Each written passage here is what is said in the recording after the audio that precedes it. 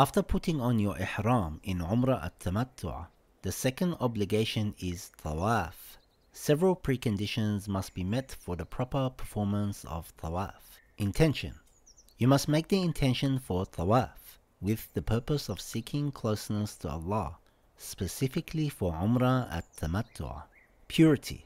You must be free from minor and major impurities such as menstruation and janaba.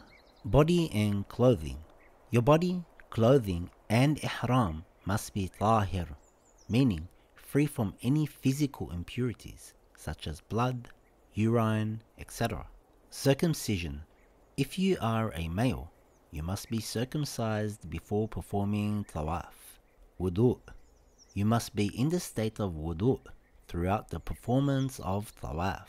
Before you do tawaf, it is recommended to enter the precincts of the Kaʿbah barefoot through Bab as-Salam, the gate of peace. Stand at the entrance and recite du'as.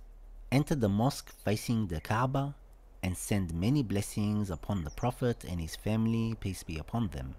To perform tawaf, one must go around the Kaʿbah 7 times in a counterclockwise direction with the intention of tawaf. The tawaf begins and ends at the black stone. In the final round, it is recommended to continue slightly past the black stone to ensure the completion of the 7 rounds. During tawaf, your left shoulder should always be directed towards the Kaʿbah. While you may move your face left or right, your left shoulder must consistently point towards the Kaʿbah. Hijr Ismail must be included in the tawaf, meaning you must go around it without entering the area or climbing its walls. It is preferred that the tawaf should be performed between the Kaʿbah and Maqam Ibrahim. 7 continuous rounds are required for tawaf, and the rounds must follow one another without significant interruption. The third obligation in Umrah al-Tamattuʿ is to perform 2 rak'ahs of prayer after completing tawaf. The intention is to pray 2 rak'ahs of Salat al-Tawaf for Umrah al-Tamattuʿ, seeking nearness to Allah. The prayer should be performed immediately after tawaf without unnecessary delay. This prayer resembles the Fajr prayer with the option to recite it aloud or quietly. It is recommended to recite Surah al-Ikhlas in the first rak'ah after Surah al-Fatiha and Surah al-Kafirun in the second rak'ah. It is obligatory to perform this prayer near Maqam Ibrahim, specifically behind it.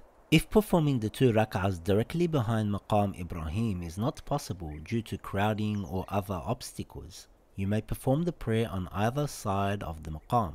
This means you can be slightly to the right or left, provided that you stay behind the maqam in relation to the Kaʿbah. The fourth obligation of Umrah al-Tamattuʿ is performing Saʿy between the 2 small rises, Ṣafā and Marwah. Although these were once full mountains, over time both have been reduced in size due to the construction of Masjid al-Haram and are now enclosed within the modern structure of the mosque. Saʿy must be performed after completing Tawaf and Salat al-Tawaf. If done before either, it must be repeated after both are completed. You first must have the intention seeking nearness to Allah. Saʿy consists of 7 alternating laps, starting from Ṣafā and ending at Marwah. Fast walking is recommended. Walking in a straight line is not necessary. Breaks should only be taken when necessary, such as due to fatigue. The 5th obligation of Umrah al-Tamattuʿ is Taqsīr. You must perform Taqsīr after Saʿy. It is not permissible to do it before completing Saʿy.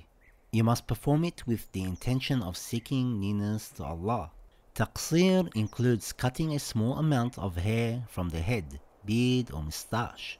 Simply plucking hair is not enough, and shaving your head is forbidden. Taqsir does not need to be done immediately after a Saʿy, and you can perform it wherever you prefer, whether at the Saʿy location, at home or elsewhere.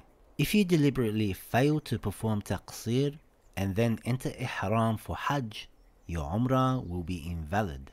Once you complete Taqsir in Umrah al-Tamattuʿ, the prohibitions of Ihram are lifted. Congratulations! You have completed Umrah al-Tamattuʿ.